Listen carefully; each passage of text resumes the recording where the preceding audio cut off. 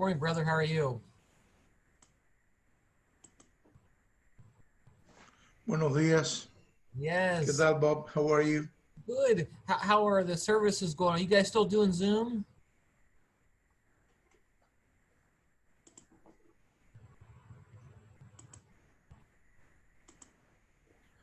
Okay, now I can hear you. Okay. Are you guys still doing Zoom services for church? Yes, yes. I thought Yeah. you guys were. Do you have any plans for meeting in person soon? And not at all, because the session decided to continue till the end of October. Oh, okay. I Yes. know that most of our Presbyterian churches are meeting again, and a couple that I've been helping with Zoom will start maybe at the end of the month. hmm Now they decided to go till the end of October. Let's see. Okay. And you are the full-time minister or pastor at in Paris, right? Well, you know what? They pay me part-time, but I am full-time. Yes. Well, I had noticed when I was, reading your stuff that you retired from the missions agency, and then it Yes. said, retirement. But what I knew you in was the role at First Pres in Paris. So I Mhm. wasn't sure if that was like a short-term appointment or what that was. No, no, no. It's a part-time in our in PCUSA. There is not appointments. It's just the call of one church, and they were looking for a part-time pastor. So that what it was. And according to our rules in PCUSA, you can be retired and you still have a some type of work. So I am officially retired, but still working in the church as well as in the university in Colombia. I teach every Saturday. Okay, you teach on Saturdays there. On Saturday, 3 hours every Saturday, Okay, great. and Well, some other assignments. Like for instance, this time I will participate in a presentation about composing music, and three composers we will be I compose, and three composers will be invited to share their experiences. So that's what I am will be doing. So this is that sounds great. I mean, it sounds like a gives you some freedom to explore, do what you want, but also be serving the church and helping them carry on. And mhm. how big a church is Paris? Paris is about in membership is less than 100. In roles is about probably 80 something. Okay. And in terms of attendance, it's about 40 people, 30 to 40 people every Sunday. We are having now more attendance than in person. Yes, and this is one of the challenges, because not only challenge, is one of the reasons the session decided to continue with this online services. That's one of the reasons. Not only attendance have increased, but also the the offering. Oh, yeah, that's what I hear. Some churches have talked about how the offering has increased during Yes, COVID, yes. which I That's it. that just blows my mind. But You never know. Well, you have to remember, especially when you have a Asian congregation, and this is the case of Paris. When you have an Asian congregation, it's easier for them to participate online, okay. because if we be in person, probably they wouldn't be able to go and attend and participate. But online, they can join. Sometimes what they need is a little bit of help with the connection and how to do it. It's a kind of, and we have been providing that to help them to connect. So it's, yeah. Okay, well, that's even our young students have a hard time figuring out Zoom sometimes or whatever it is. So, well, we'll get started. I know that we're recording so we can use this in some classes. We're still trying to figure out how convocation works on Zoom. Last week we had convocation actually in our plaza with the kind of the official opening convocation, and then we fought with rain, trying to get the equipment out before the rain came. So, but this week I really appreciate you being with us, especially representing the PCUSA, because the University of Pikeville, as a PCUSA school, so often our association or affiliation is pretty light because we have just maybe 2 or 3 Presbyterian students. So either way, you are the current pastor of First Presbyterian Church in Paris, right? And you've been doing that for how long now? Well, officially since last July, Okay. And officially. and But, attending and participating and preaching for them, I would say like a oh, year ago, I started preaching for them and they continue inviting me. And now I am officially the pastor. wonderful. And you just have a storied career in call. I just really appreciate and admire all that you've done for the kingdom over these many years. I just want to highlight a few things for those who are listening. You were the director of the missions agency for the Presbyterian Church USA. Before that, a general missioner in Midland, Texas. Of course, you were born in pre-revolutionary Cuba, ordained there, served in many different capacities before you went to, and then you went to Ecuador, where you worked and served from Ecuador. Then you moved to Florida and served in a church, and then Chicago, and just done an incredible amount of ecumenical work, service work, missions work, to the point that you were awarded a Ecumenical Service Recognition Award in 2014. But the thing that I didn't realize till I was reading your bio, 2 books of poetry and composed 80 hymns. So very Renaissance pastor and Christian leader. And I must say, you have the most crosses of any Zoom person we've ever had. So congratulations. Yes, that's it. 113 crosses here. Wow. Okay. That's And most of them, or all of them, I would say, with a history behind. wow. Okay. Well, we appreciate all that you're doing for the church. And now we'll just take our video off and let the floor be yours. Okay. Well, thank you. Thank you very much, dear students and professors of the University of Pikeville. It is my privilege and honor to be here with you today. Thanks to the gentle invitation of your chaplain, Reverend Robert Music. As you heard, my name is Jose Luis Casal, born in Cuba, an ordained minister of the Presbyterian Church USA for more than 50 years, that I have served the church in different countries and recently retired as director of World Mission of the Presbyterian Church USA. I bring you greetings from the Reformed University of Colombia, where I actually serve as international professor. The Reformed University is an educational institution with more than 3,000 students located in Barranquilla, Colombia, in South America. Colombia and the University of Pikeville have a common history.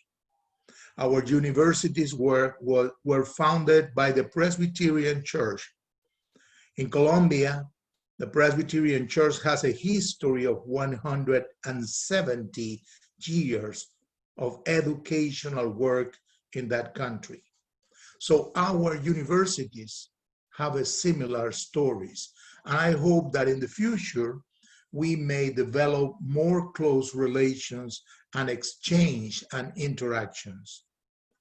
But the invitation of Reverend Music had in mind that I would share some of my experiences in the mission field where I served during the last years.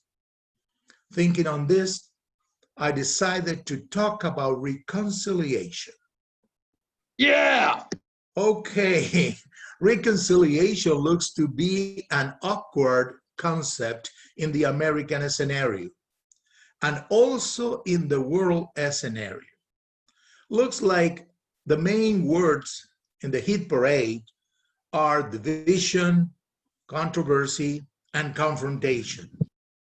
Exactly the opposite of reconciliation.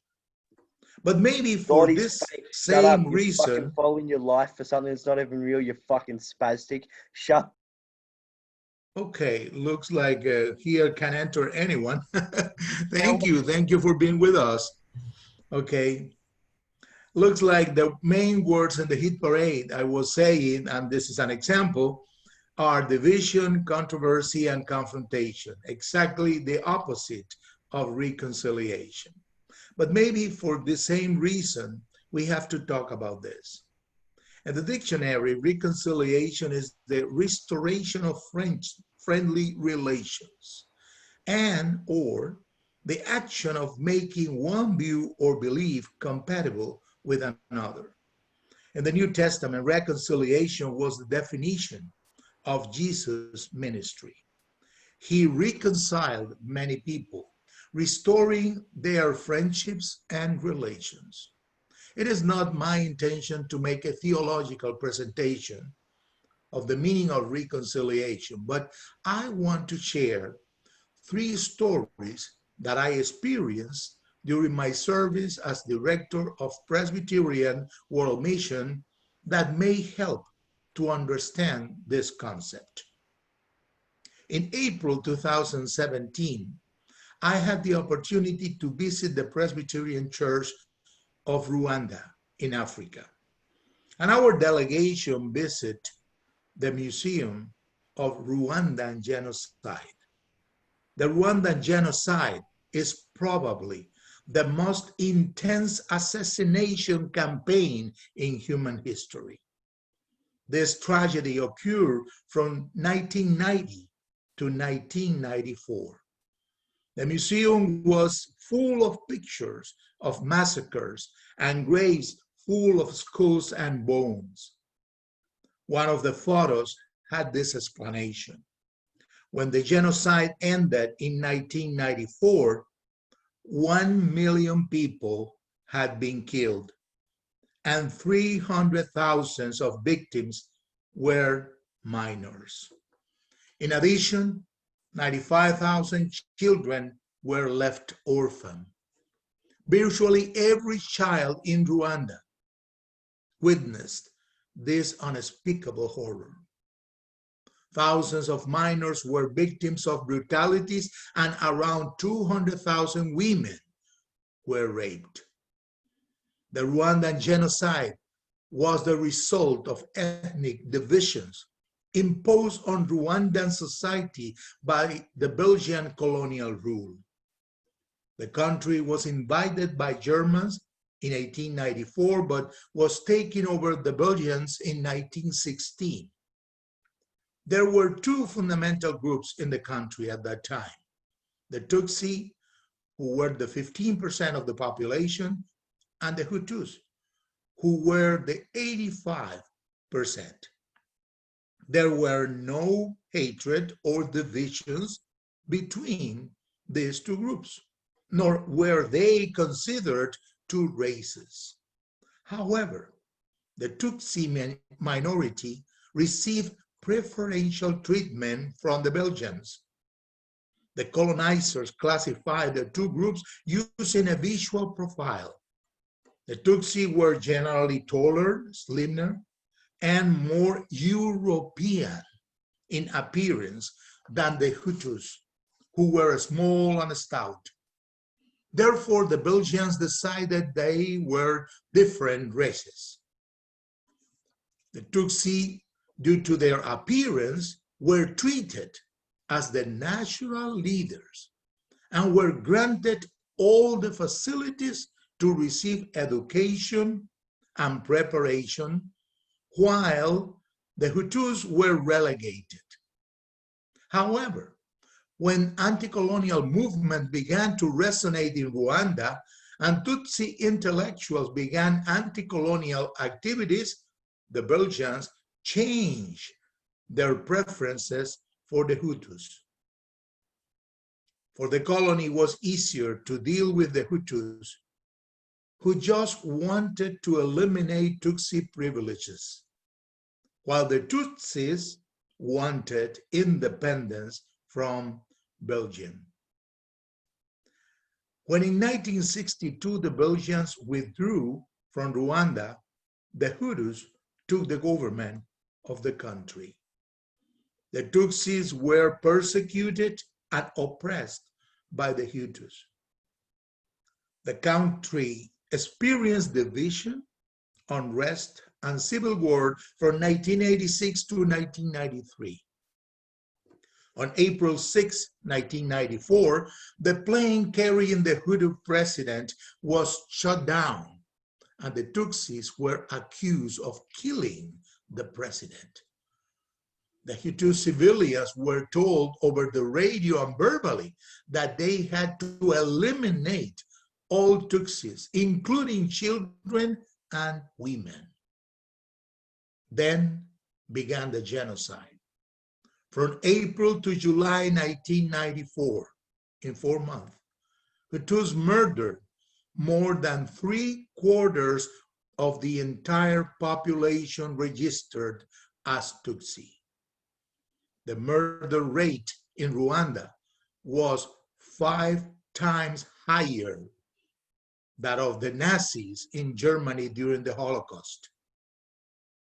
The extermination was mainly with knives, machetes, and heavy sticks. Is reconciliation possible in a context like this? When the government could restore control and peace, the amount of murders, it was enormous, and the identity of murderers unthinkable. Children killing parents, wives killing husbands, old friends killing each other or denouncing each other. The government decided to establish a model of reconciliation rule. Due to it was impossible to judge all the perpetrators. In a church meeting, I heard the testimony of a man, a Hutu, who was part of the murderous group, and he confessed his crimes and recounting how, with the help of the church, he entered in a reconciliation plan. And at that time, he was worshiping in the same church with the brother of one of the victims he murdered.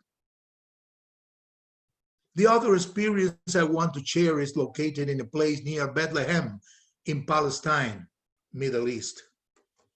In 2018, I took a delegation from the PCUSA to Israel and Palestine to visit the churches and see the situation of the Palestine people in the area. As part of our itinerary, we visit the Tent of Nations. This is a Palestinian farm located in the heart of the West Bank, where the Palestinian families have been systematically evicted during the last 30 years. The land known as Taher's Vineyard was bought in 1916 by Taher Nassar, the patriarch of the Nassar family. They are Palestinians, but they are members also of the Redeemer Lutheran Church in the city of Bethlehem. The family has worked this land for more than 100 years. The land produces olive, grapes, almonds, wheat, and other crops. In 1991, the Israeli government declared the area, including the portion of Nazar, as Israeli state land. The Nazar family has all the original land registration documents, and they have lived there during the Ottoman, British, Jordanian, and Israeli governments. So the family challenged Israel's decision, and the case went to the court. In 2001, although the land case had not yet been resolved, the local Israeli settlement council decided to build a road through the east side of Nazar land. The family challenged this, and the construction stopped. However, once again, in 2002, the same council made the decision to build a road through the Nazar land, this time through the west side. The Nazars were able to stop both road projects through the intervention of courts. As a result of this dispute, the road that led directly to the Nazan farm was blocked. The normal access to the farm from Bethlehem that used to take 15 minutes now is a huge detour of 1 hour, crossing roads with the signs of warning saying that you are entering in the Palestinian area and the Israeli government does not guarantee your safety. Another result of this dispute with the Israeli government is the prohibition to build any new building on the disputed lands. This is a challenge because the family have been growing, and also the farm was transformed in a camp used by churches to receive delegations and visitors who want to learn about the situation in Palestine. The family and this project required rooms for these activities.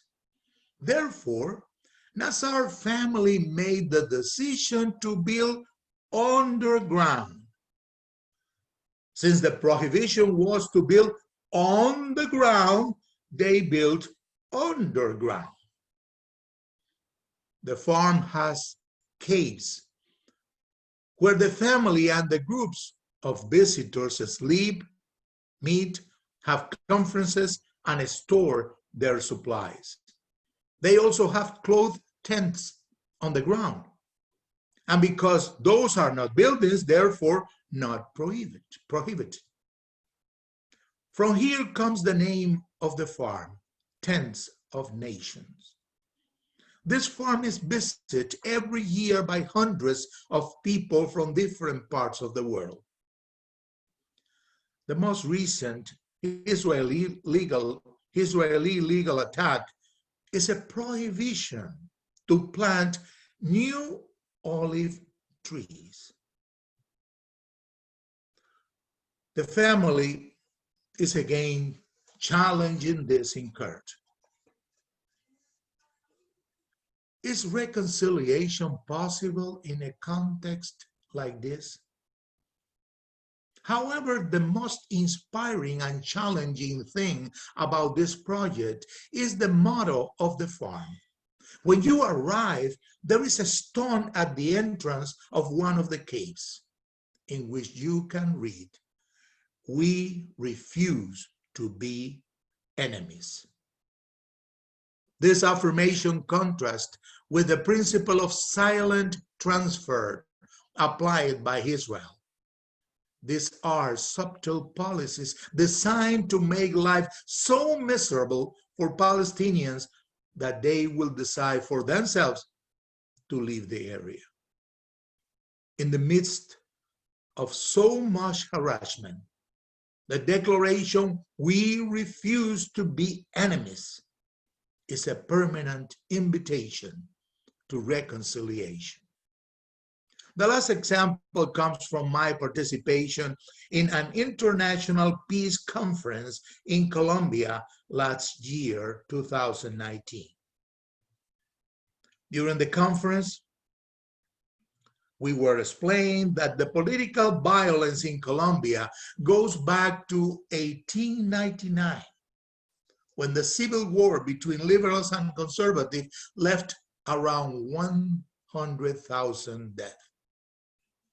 In 1948, started another round of violence with the assassination of the liberal presidential candidate Eliezer Gaitán, and left around 5,000 dead in less than a week in the capital city. In 1964, started the last round of violence with the civil war between the guerrillas of the Revolutionary Army Forces of Colombia, FARC, that concluded few years ago with the signature of the peace agreements. This last period of violence took the lives of around 200,000 people. 45,000 of them were children, with more than 27,000 kidnapped and 25,000 disappeared, 8,000 of them children. This civil war produced more than 5.7 million of displaced people and 340,000 refugees. The contenders were the Colombian Army, the FARC, other 12 different guerrillas groups, and 13 paramilitary private groups. We also have to mention the drug cartels with their own private military groups fighting anyone who threatened their business. After we heard all these numbers, it was announced the testimony of a victim of this terrible violence. Entered in the room a man without legs, in a wheelchair, who was assisted by another person. The man shared with us how he was reduced to that condition just by suspect. He was not part of the guerrillas, but someone thought he was a collaborator, and his house was bombed, leaving him without legs and close to death.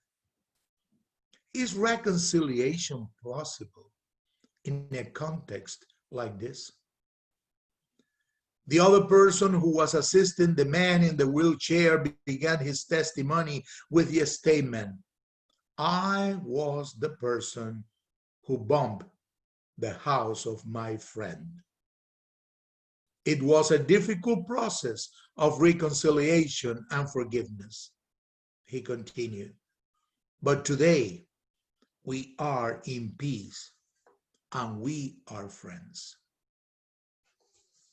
These two men in Colombia, as well as the members of Hassan family in Bethlehem, and the Hutu man of that church in Rwanda, are symbols that reconciliation is possible. The only adversary of reconciliation is revenge.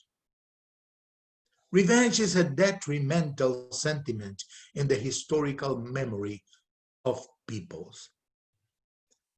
And dear friends, we need to talk about this today more than ever, because the general situation of the country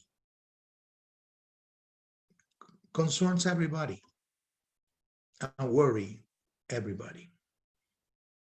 Every time we hear more and more tough commentaries, every time we hear more and more hard decisions, attacking to other people and creating a situation of instability and distress, how can we contribute to stabilize the situation. Reconciliation is a big word. And I am saying reconciliation, not peace. I am using reconciliation because there is no doubt that in this actual situation we are living here, there are many people who are hurt for one reason or another. But we as a Christian, we have to provide something different, something that may solve the problem. And I believe reconciliation is the response. Reconciliation is grounded in the radical nature of forgiveness. But also there is no forgiveness without justice, and no justice without forgiveness. Forgiveness and justice are part of the dynamics of reconciliation. Let me finish offering a formula for reconciliations. The first will be reject the weakness of revenge. We are better than that, and we can do it. The second affirms the strength of forgiveness. We can do it. As these three people, or three examples that I share with you, they were in more difficult situations than we have today here. It's not the same when you have to remember some person that you loved and suddenly is not with you because of the hate of someone else. But forgiveness makes us strong and stronger than those who cause that pain and suffering. And finally, the third is establishes alliances to implement justice. Reconciliation cannot happen without a climb of justice. And certainly a climb of perfect justice will be difficult to reach. But at the same time, it's not impossible if we put all our effort and we make it together. So we can do it. And remember, if we do that, God will bless your hearts, my heart. But also, God will bless the work of our hands.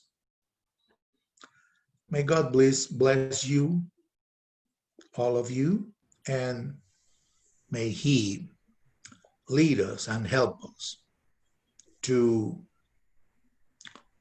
reconcile with each other and reconcile our society. Amen. If you have I don't know if you have any question. I believe I have 2 minutes. We have some time for questions. I just really thank you. I'm catching my breath from a couple of the stories, from Rwandan genocide to, Colombia, and just the ever fresh reality of forgiveness of, bombing someone's home.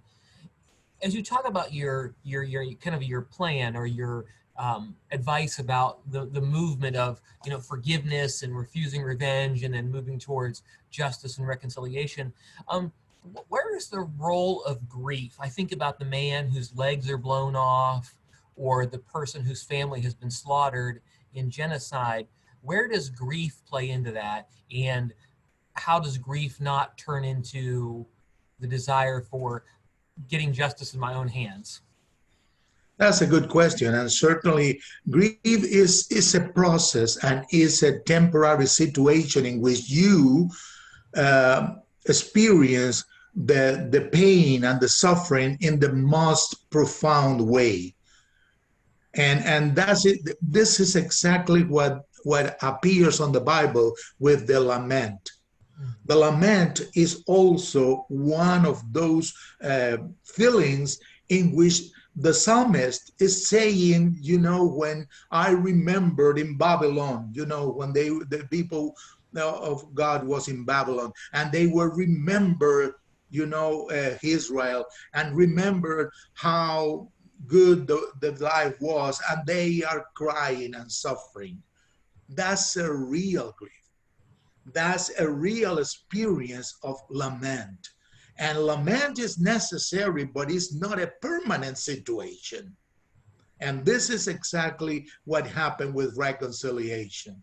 Because when you experience the profound pain of what happened to you in your life, and you realize that God is with you and you are able to forgive, at least in your mind, in your heart, to the other person or the other persons, because maybe many persons, you are doing the first level, the first step to reconciliation.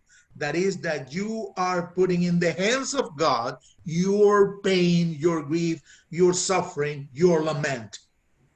And God will feel and do the part, the rest of the experience. So lament and grief and suffering, yes, this is normal.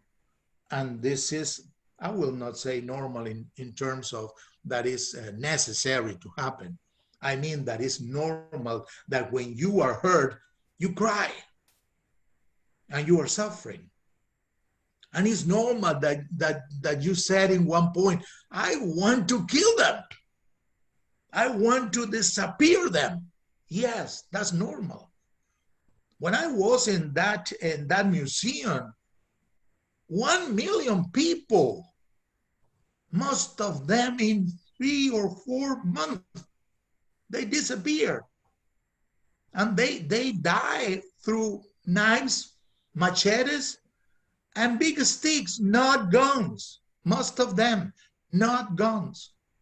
So it was a painful death. When you see your relative, your father, your mother, your husband, your wife dying in that way, it's difficult to forget that. It's difficult to forget that. So this is part of the challenge. It's not easy. I am not saying that it's easy. It's not, but certainly it's necessary. I can imagine something similar, and because I cannot enter in the mind of Jesus Christ, but I can imagine Jesus crying in the Garden of Gethsemane. Why Jesus was crying, the Son of God crying, and says it's a figure of the language but the Bible says that his tears were like blood. He was crying blood. For me, that's a figure that expressed the deep suffering and pain and lament of Jesus Christ. Similar, the cross. The first word in the cross. Father, forgive them because they don't know what they are doing. So this is part, I would say, this is part, yes, it's normal, it's human to experience that, but certainly we can transcend this and go into a new experience. And that new experience is, no doubt, is reconciliation and forgiveness, because this comes together. Yeah, I really appreciate that clarity, that I don't insight. know if I responded. That was very helpful. Really, it seems like grief and lament are a starting place, but not a destination, right? But it's a necessary step in the process. I wonder if anybody else has any other questions for our speaker today. Gave us a lot to think about.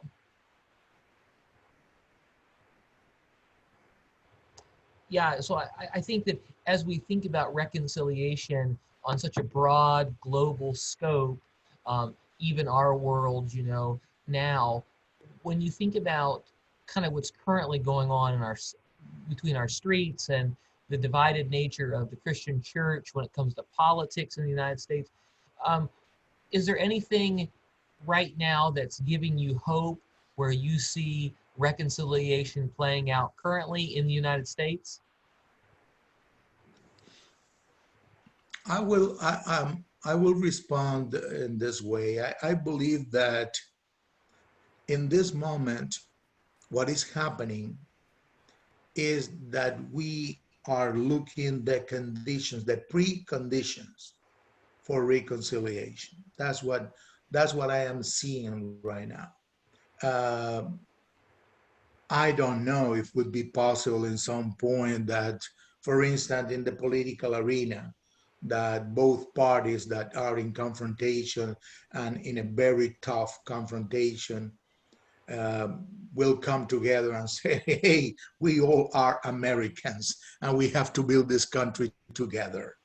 I don't know if that will happen or not. And I don't know that in what way we can arrive to that. But what I know is that the conditions to practice reconciliation are present. Because the conditions are like the three stories, the tough and difficult and hard situations in which you have to live with the other person, with your neighbor, with your friend, or with your family, conditions that could be creating different feelings. One of them is revenge, but also is a possibility to create another feeling of forgiveness and reconciliation. And this, what we are seeing in the country is uh, the scenario in which reconciliation really could happen. So the call of the church in this moment is to be a reconciliation element in the life of the country. How to do that?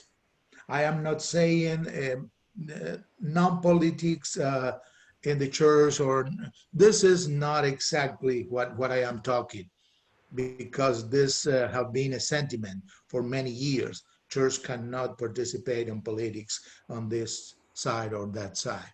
Now, I would say what we need to do and we need to proclaim is to help our people and our population to express their points of view that are the base and the foundation of our democracy in a respectful way, with love and respect for the other person.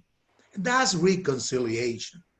When you put together two points of view that are different, but you say at the end, well, we live here all together. The Presbyterian Church USA has a guide booklet that guide us how to agree in times of disagreement. Mm. And that small booklet says in two words, we are committed to agree that we disagree.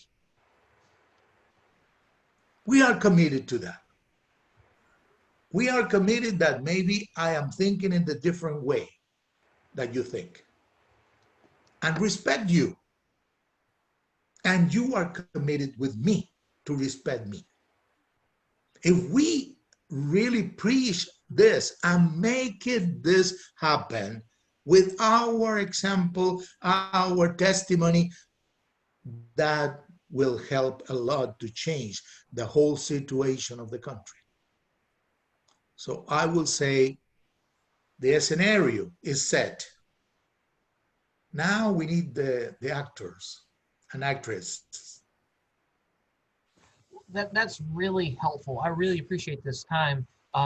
because you've given us such a helpful global context of when we can be absorbed in, for example, kind of a social media going back and forth with somebody, to realize that when we think about Rwandan genocide or the long-term, difficulties and conflict and violence of Colombia, um, that something that large is possible because God is that big and God is the true agent of reconciliation. So you've given a lot, I think, a real message of hope for us, the word of the idea that everything is necessary for reconciliation here. Everything is necessary. Now God is inviting us to be actors in that, or players in that. So again, thank you so much, brother, for your time, your ministry. We greatly appreciate it. And we'll follow up later about just kind of getting you your honorarium and stuff. But we greatly appreciate your time. Thank you so much. Thank you. Okay, have a great day. Thank you. Thank you very much. Okay. Bye-bye, everybody.